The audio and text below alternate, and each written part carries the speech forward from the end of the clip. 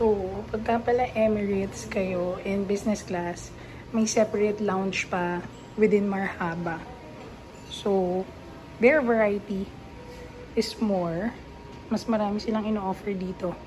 As you can see, may soup, may congee, coleslaw, and they even have fresh fruits. And then yung food nila is on with rice. And then they have this. Ayan. Tapos same, meron din ng mga liquor. Yan. Pero syempre, 'di ba? Hindi ka naman iinom ng sobrang dami. And then fresh fruit juices, cheese, they have cheese, they have special pastries, may wine, may cake, and they also have the ref. And dito, walang tao. As in, and it's bigger than the one outside.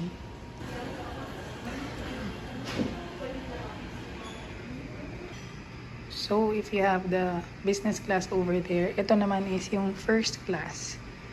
And talagang very, very premium dito sa first class nila dahil yung privacy, tignan nyo naman guys, kayo lang yung tao.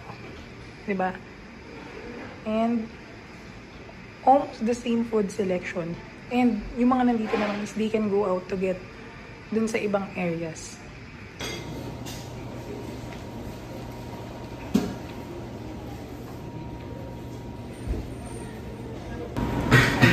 So, we are finally here. Dito muna kami nag-settle sa Marhaba Lounge. Dito na sa 4th floor, bago kayo makarating ng mga gates. May elevator, meron namang nakalagay na airport lounges. Tapos punta lang kayo doon and then dadala kayo dito sa area ng mga lounges. And I'd like to advise you na kung kayo ay mayroong credit card, i-check nyo kung ano yung credit card na nag-a-accept or ina-accept sa mga lounges. Kasi sobrang okay na okay mag-lounge, lalo dito sa Marhaba. Kasi hindi siya sobrang puno ng tao. Okay, so hindi ako makakain, diba? Kasi gusto ko i-share sa inyo yung process naman ngayon ng aming ginawa going to the airport. So we are going to Korea. Kung nakita nyo naman sa title, diba? We are going to Korea. And unang-una, yung flights nakuha namin for around 20,000 pesos, yun agad. But we only paid around 6,800 kasi syempre, meron akong mga travel fund na iwan. So yun yung pinagbawas namin. Kaya 6,800 lang yung nagastos namin. And then travel tax is still at 1,620 pesos per head. And then discounted ang kid, 810 pesos. Again, sabi ko sa inyo, diba, we are a budget traveler na family of three. Usually ganyan, diba, sa generation natin. So, yun yung nagagastos pa lang namin. And then, sa immigration, I think na mas maluwang sila pagka may pagka-family kayo. Kasi hindi mo na masyadong tinanong. Ang tinanong lang, kailan yung balik? We're staying in Korea for 5 days, pero technically itong first day namin is wala na siya. And then yung pauwi namin, wala na rin kasi 9 years. So, we are going to Korea for 3 full days lang. So, after the launch, pupunta na kami sa gate namin. And later, papakita ko na lang sa inyo while waiting. And kung ano pa yung gagawin nating steps sa pagpunta sa Korea. So, kakain muna ako and I'll update you again later. Medyo maraming magpa-fly ata ngayon Pagka talaga sa airport, hindi ako masyado nakakapag-video kasi ang dami kong iniintindi. Like ito, naglalakad ako, malapit na yung boarding namin. Pero kailangan kong bumili ng food for Mateo kasi hindi kami bumili ng airline na food. So ngayon pupunta ako sa Kenny Rogers para yun yung food niya. Kami naman ng mister ko, like ako, busog na busog pa ako dun sa lounge. So, ayoko na din masyadong kumain. Tsaka hindi ako masyadong nakakakain pagka may biyahe. So, si Mateo lang talaga kasi syempre need niya ng dinner. Medyo madaming tao ngayon. As you can see, kanina pa hindi nawawalan. Parang maraming bumabiyahe. Siguro dahil bare months na din. Simula na din talaga ang mga biyahihan. Pero ayan, wait. Sa Kenny Rogers ako bibili. Hinihingal na ako. So, saan ba yung Kenny Rogers? Dito. Haba kasi ng pili. Mga hindi ako umabot. So, sana wala na. Tignan natin. Ayun o, haba pa ng pila. Wait, try natin.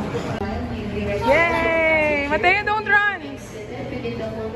We are finally here and going to the airplane. Ang laki ng airplane na to. Ito yung may mga business class. Oh. Emirates. Qatar pala. Mateo, wait! So, ang flight namin is 6 p.m. And si Cebu Pacific, meron siyang dalawang flight options. 2 a.m. in the morning, yung madaling araw, and then 6 p.m. I would suggest na ang kunin nyo is yung 2 a.m.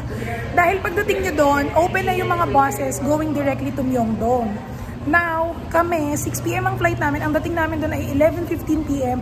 Wala na po nung mga buses na diretso going to Myeongdong. So, ang gagawin namin is magbabas kami going to Seoul. At ang aming hotel ay nandun sa malapit sa Seoul Station. So later I'll show you, but now pila muna tayo. Yeah. Waiting. Yay! We are here, 24 ABC. Oh, you want there? By the window? Yep. Go. Direct your attention to your cabin crew, who will demonstrate the safety features of this aircraft. Remove sharp objects from your body. To don, slip vest over the head. Take tape around the waist and push end to buckle.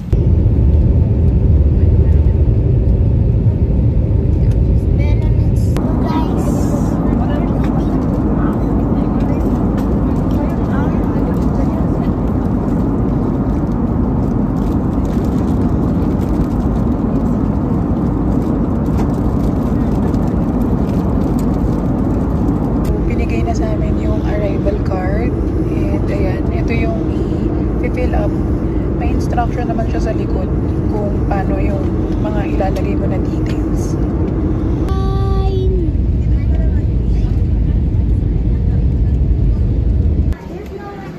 Finally landed and it's 11 p.m. So ayan, naglalakad na kami. And all you have to do is follow the signs. Ayan. Tsaka sundan nyo na lang yung mga tao. Ganun lang naman yun eh. Pag babae kayo, tapos hindi kayo sure, first time nyo, sundan nyo lang yung flow ng mga tao. Yan, lahat naman ng tao going in that direction. We're at Korea. Look at Mom's cheese. This is the best day in the world. Yep, boom. There, man, I'm gonna move there. So nice their airport talaga. No? Ang ganda eh, no? Pag nakakapunta ka talaga sa ibang bansa, ang ganda ng mga airport. Sobrang ma-appreciate mo. Parang ibang-iba yung feels. Ayan. So, pagdating nyo sa dulo, makikita nyo ulit. Ayan pa rin. Then, sunod lang ulit. And train on the other side. Kita nyo, kasi magte-train kayo papunta dun sa immigration, baggage pick-up, and yung paglabas na. Nasasakay kayo ng mga bus, mga train. Yan. Yan. So, lahat naman yan may sign. So, hindi kayo maliligaw, di ba? Once na makita nyo tong escalator na to na dalawa, malapit na kayo dun sa train. Pagbaba nyo nitong pangalawang escalator, yun na yung train. Tapos yan, dito din yung Incheon Airport na may marami nagpipicture. Ayan. Ayan na. Incheon Airport. But, going here. Come on. Going down. Look at your step. And the train is here. Come on. Dali. Baka dumating na yung train. People are lining up. Come on. Ayan o. Ang dami. So, sakay tayo. Pa-uwi, I think dito din kami. Pero dun sa other side naman. Ayan o. Ayan na yung train. See? So, yung mga nakasakay naman na yan, doon naman sila sa galing sa departure. Tapos doon sa kabila lalabas. Nakita nyo? Yun. So, tayo, sasakay naman tayo pagkatapos nilang bumaba. Everyone's riding. Hold. Okay, hold here. Daming tao. Parang rush hour sa MRT. Pila tayo paakyat. Yeah. So, we're here. Again, sundan nyo. May sign yan. Ayan. Then, dito na ata yung immigration. So, let's see. Hindi ko na kayo maisasama sa immigration ha, kasi bawal, syempre. Alam nyo naman. And, ayan. Dito yung famous na pinipicturan din, o diba? Malalaman mong malapit ka na. Ayan, ayan na. So, dito na, ayun. Foreign passport. Ayan na, nakikita ka na. Dito tayo. Going down. And, yun yung immigration. Ito na agad yung escalator. Sobrang easy sa immigration nila. As in, walang kahit anong tanong. As in, wala. Fingerprint. And alam mo yun, parang sobrang smooth. Alam nyo na yan. So, later mag-discuss tayo ng sit down talaga. So, dyan yung baggage claim. But since hindi kami nag-check-in, dahil yung check-in namin nandun sa mga kasama namin, kami ay lalabas na dito sa airport. Ayan na, nandito na kami sa arrival. Wait, bibili muna ako bus tickets, mahal. Wait. Upo muna kayo ni Mateo. So, dahil ako ang in charge sa lahat, si Mateo at si Leslie, upo muna kayo. Gusto mo i-set up mo yung stroller? Parang di mo na bit-bit. Wait. Tingin muna ako ng bus ticket muna and then withdraw. So, yun muna unahin natin. Tsaka yung wifi. Wait, ha? Ito. Nakabili na ako ng bus ticket. Pag 5 years old, free. And instead of going yung sa mga ganon, dito na lang ako nagpunta kasi para mas madali dahil hindi rin ako sure pag yung dun sa mga ganong machine eh. So pag hindi kayo sure, mas madali pagka dito kayo pumunta. And then, tinanong ko na lang yung available time. Since ako kukuha ko ng wifi, dahil nga dumating kami 11, ang binook kong wifi is for October 23 na. So it's 11:30, mag-aantay lang ako ng 30 minutes kasi sayang kung ang ibinook kong wifi is for October 22, tapos 30 minutes na lang naman, October 23 na, tapos 1 full day yung babayaran ko. So ganun yung ginawa ko. So since nag-aantay ako, dito lang naman yung wifi. Ito lang siya, I think. Or basta within this side, magwi-withdraw muna ako ng pera. Hahanap muna ako ng withdrawhan. Okay, ATM. Hanapin natin siya, wait. So yung bus namin, dyan lang din kami mag-exit. Dyan. And then doon na yung sakayan. Okay, so I'm going up the departures area. Kasi may napanood akong video na sa departure area daw may ATM. So, ayoko na mag-wait sa baba. So, akyat na tayo dito sa departures. Dahil, nandito daw ang ATM. Okay. Hi. Sana maka-withdraw tayo. And I think that's on F nga ba? Parang F yung napanood ko. Na may ATM machine. I hope I'm right. I look for it. Parang walang laman yung mga bank. At ganun. Uy. Kaya yung kinuha ko talagang flight, ay yung bus is 12:40. Kasi nga, maghahanap pa. Ay, saan ba yung ATM?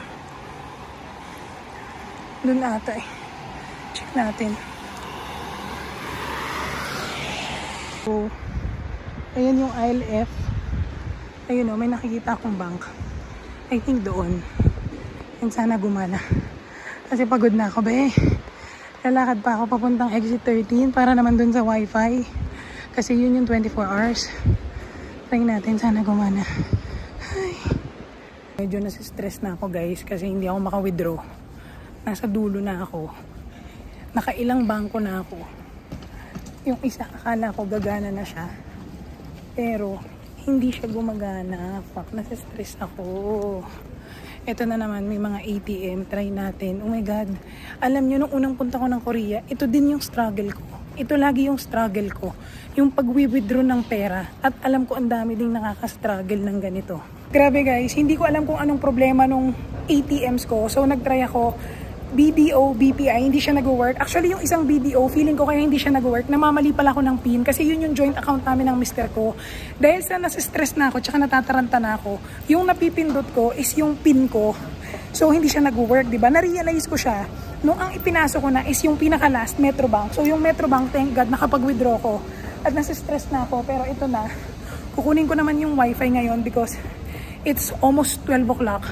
Oras na, 12:40 naman yung aming bus. Buti na lang talaga, late yung ginawa ko. Dahil nga, nasa-stress na ako.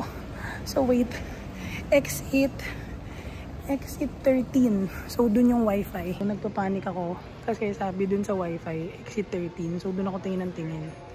Buti nakita ko, meron pala dito sa gitna. So yan, although walang tao dito. So hindi ako sure. Hindi ko alam kung pwede dito. Kasi yung wifi ko is dito pero walang tao. Baka nag-break lang. But 12 o'clock pa naman yung magte-take effect yung akin. So antayin natin. It's ano na lang, 3 more minutes. Siguro naman no, hindi siya wala. Or baka naka-break lang. Okay, finally, natapos natin. At maaga pa, meron pa akong 35 minutes kasi it's 12:05 at 12:40 yung ating bus. And yan, so ganito yung rule namin. So, di ba sabi ko sa inyo, syempre, dahil ako yung nag-aayos ng mga bagay-bagay, ako yung in charge pagka-bakasyon, as in lahat. Directions, pagkuha ng wifi, pagbili ng bus, pag-withdraw, as in ako lahat. So, ang mister ko, syempre, ang trabaho niya ay bantayan si Mateo, yung anak namin. Ganyan pagka yung mga travel, budget traveler, kasi di ba wala naman tayong helper, tapos ako lang naman talaga yung nag-aayos lahat, kumbaga wala naman tayong agency. So yun. So babalikan na natin sila ngayon. Malapit na sila dun sa exit na sasakyan ng bus. But yung anak ko gusto muna mag-convenience store. Nako, ito pagka mag-iibang bansa, favorite na favorite yung mga convenience store. O, diba? Kasi nga, budget traveler. So, maraming options, ganyan. So ngayon, pupuntahan ko na sila. Finally, nakahinga na ako. Problema talaga ako dun sa ATM. Lagi yan nangyayari sa akin. Hindi ko alam ba't hindi ako matututo or kung anong nangyayari, ba't laging mali or may problema. So, saan nga naupo yung dalawa? Malapit sa CU Mart. Nandun ata sa parang may isda. May isda daw. Ayun. So, puntahan ko na. So, andito kami sa CU. Gusto daw niya ng tuna onigiri. Ito ba yung tuna? Egg sandwich. Mahal. Magkaiba to. Ano dito? Ang daming sandwich. Ano dyan? Ito, parang masarap to. Para may snacks din tayo sa hotel. Tingnan o. Ito na. Wala na kayong gusto? Oh, wait lang. I'll buy... What is this? Chocolate. Oh, this one. I'll buy coffee milk. Ito. Bili tayo nito. Oh. Wala kayong gusto? Ito. Parang masarap to. Cream cheese milk real cake. Gusto mo nito? Oh. Wala na. Ako din parang gusto ko ng onigiri. Pagod ako eh. Ito, may cutlet. Ayaw mo nito? Oh. Yeah. Wait lang anak. Ito. Tuna cutlet. Come here. Ito. Wait. Ito. No, kasi we will sleep na anak. We cannot eat too much. Ha? Oh, come on, go na. Oh, yun na pala yung cashier. Ayan, so yung unang dating namin sa Korea, dito din kami kumain sa CU. Ayan, ngayon, nagkakainan na naman sila. Ako hindi ako makakain, gusto ko na sa hotel. Kasi parang iniisip ko yung bus namin, dun pa kami medyo, 12:15 na. Ayan, nakikita ba yung oras? 12:15 na. So, ayan. Tapos nakakatawa yung dun sa CU Mart. O ito na naman, unang experience sa Korean. Though hindi naman siya masungit. Hindi siya nagsasalita. Ganun lang siya ng ganun sa akin. Yung kamay niya, ganun. Ganun lang ng ganun. Yun pala ibig niya sabihin, dun ako sa next cashier.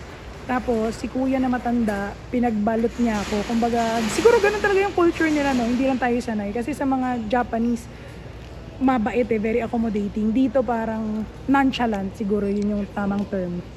So, yan. Mamaya na ako kakain. At itong batang to kasi, laging gutom. They're eating. Favorite? Onigiri. Ito, tip. So, di ba pag nasa airport na kayo ng Pilipinas, nandun kayo sa gate, bibili kayo water, bottled water, o kaya may baon kayong water jug. Mas maganda may baon kayong water jug, kaso mabigat kasi, di ba?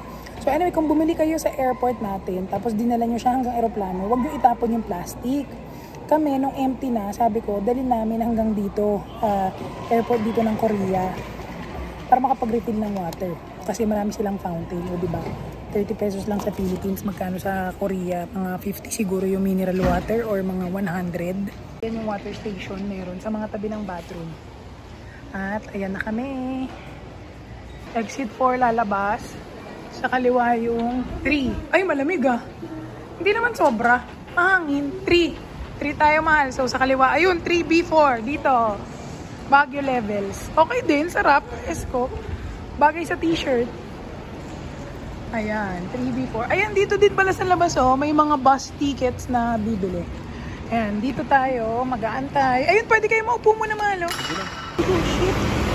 Antay ako na, antay. Sabi ko baka naka-break time. Sumili pa ako, baka nag-iiwan. Kasi dito sikat yung iniiwan lang, eh. Buti pag-harap ko dito. Nasa gitna pala siya. Hindi siya sa gilid.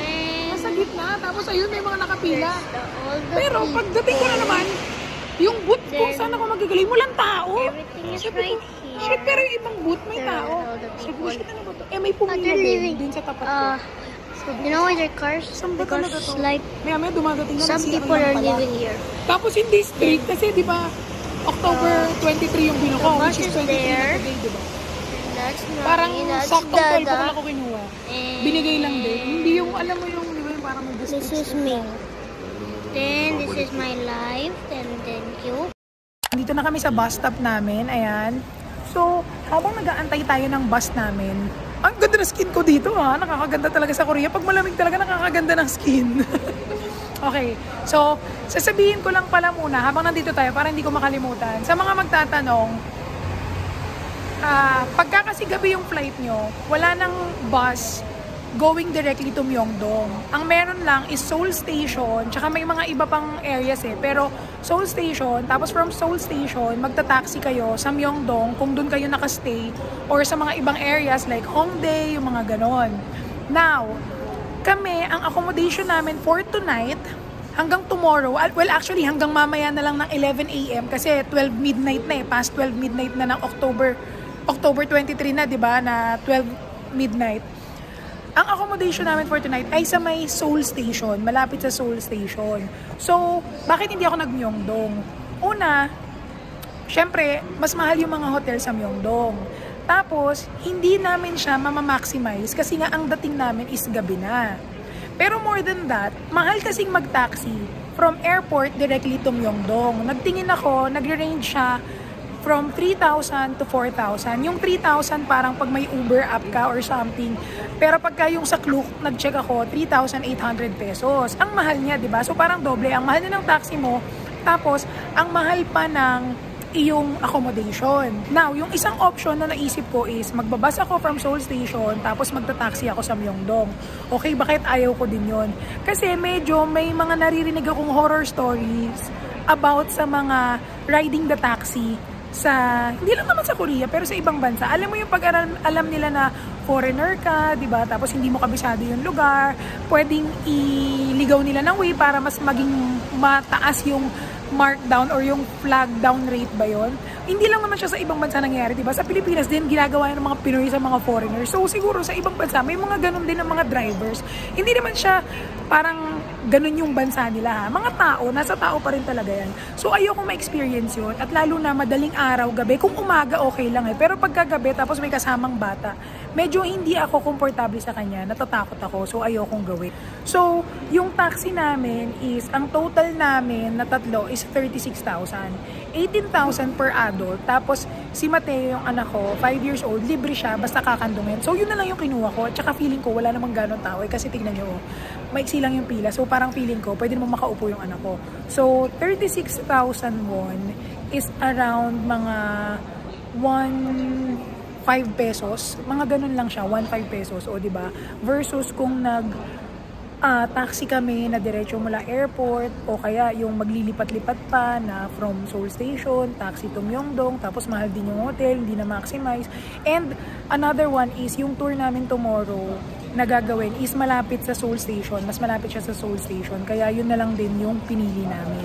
So, I'll update you pag dumating na yung bus. And papakita ko sa inyo yung accommodation namin sa Seoul Station. Sabi naman is 4 minutes away lang siya na lakad pagbaba dun sa bus.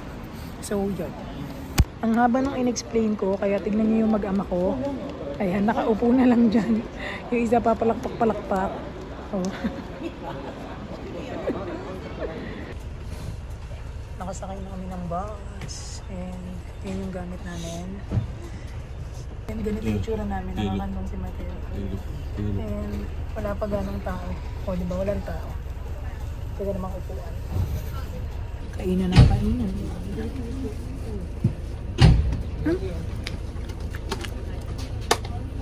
Mas bet ko tong ganito nila dito sa Korea kaysa yung sa Japan. Bye Incheon Airport. Yum.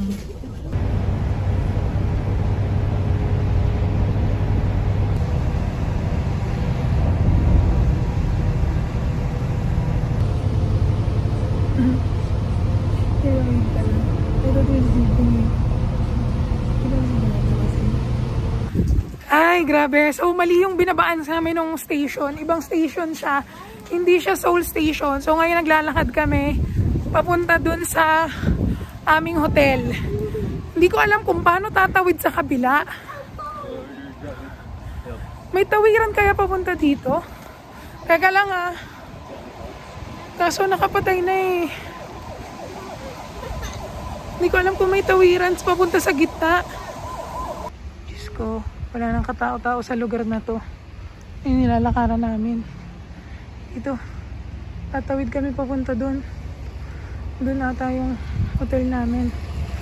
Ay, Rapsa. Ayan. Apply. Ito yung Seoul Station, guys. Oh. Dito kami dapat binaba nung bus. Feeling namin yung bus tinatamad na siya. Kasi dapat, ito, ayan o, yung sinasabi ko sa'yo, Lotte Outlet. Katapat ng station. Ay, naku talaga. See, yun yung sinasabi ko. Isipin nyo, nagbus na kami. What if taxi pa yun, ha? Na yung mga kasamahan namin, di ba?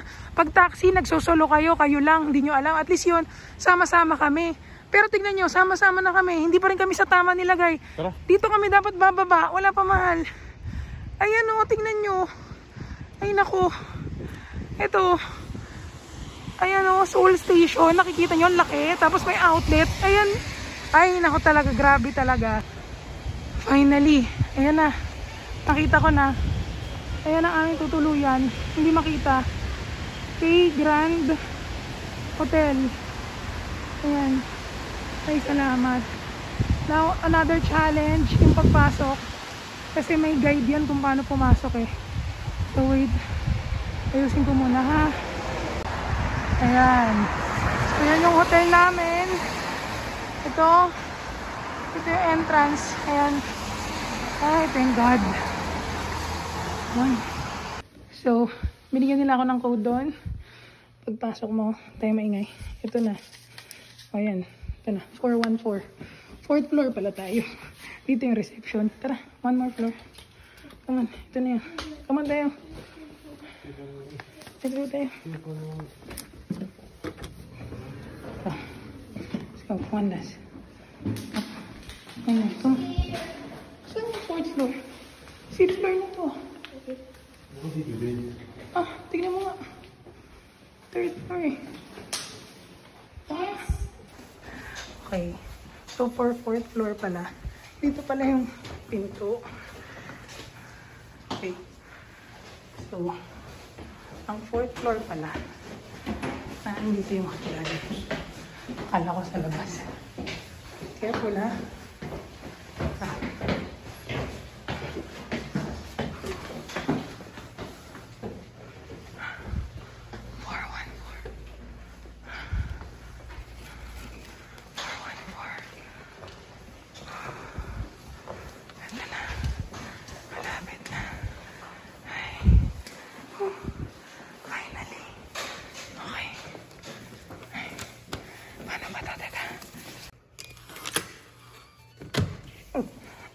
choppy ah. Okay. Finally. Okay, super haggard na. But before I end this video, tatapusin ko na ng isa na, okay? So, papakita ko lang sa inyo yung room. Super liit lang. So, sabi ko sa inyo, since this is just a room for the night, okay, so ayan yung pinto. And then, once you enter, dito yung bathroom. Malinis yung bathroom, nandyan sila eh. And ayan, double bed. And that's it. Yun na siya. Tapos, may ref. In fairness, daming tissue makukuha. Yung CR, ginagamit pa. So, wait, papakita ko sa inyo. Ayun o, super clean niya. As in, basic na basic for the night. Pwedeng-pwede na. Sobrang linis ng bathroom. As in, parang feeling ko, newly renovated siya. As in, ang linis niya, guys. Sobrang linis. Ayan o, bagong-bago pa yung mga ano nila. Ayan o, bagong-bago talaga. As in, tingnan nyo naman. Feeling ko, bagong renovate. Tingnan nyo naman yung grout. Puting-puti pa. So, yan. Bago tayo matapos sa araw na to, gusto kong i-rundown na kung ano yung mga nagastos namin, okay? So, start natin with the 20,000 pesos na flight, the 4,050 total ng aming travel tax, the lounge is free, so walang bayad yon. I bought food from Kenny Rogers, 330 pesos, dalawang water, 60, and then yung loaf bread, which is 150. Yung chocolate chip banana bread na binili ko, 150. After that, pagdating namin, nagbili ako ng bus ticket worth 36,000 won. So, that's roughly around 1.5 pesos, ganon. And then, itong hotel namin for this night is 3,300 pesos. Parang ganon siya, or 3,000 pesos. So, yun ang aming total gastos for day 1. And guys, hindi ko na kaya. So, matutulog na ako. Again, in-explain ko naman kung bakit dito kami nagstay. Dahil yung sa mga bus, ganyan, etc. etc. So, guys, yung tomorrow, yun na yung tour. Talagang day 1 is travel. And sabi ko sa inyo, I would highly recommend na ang kunin yung flight is yung 2 AM in the morning. Para ang dating nyo is umaga dito sa Korea. Kasi yung dating namin na to, it's already 2 AM. The next day. So, talagang pagod. Yung next day namin or yung day namin today, maiksi na din siya kasi sabi ko magpahinga kami, matulog kami hanggat medyo late para hindi pagod na pagod. So, that's it. Gusto na magpahinga ng aking mag-anak. Ako vlog pa ng vlog. Thank you for watching and I'll see you again tomorrow. Bye-bye!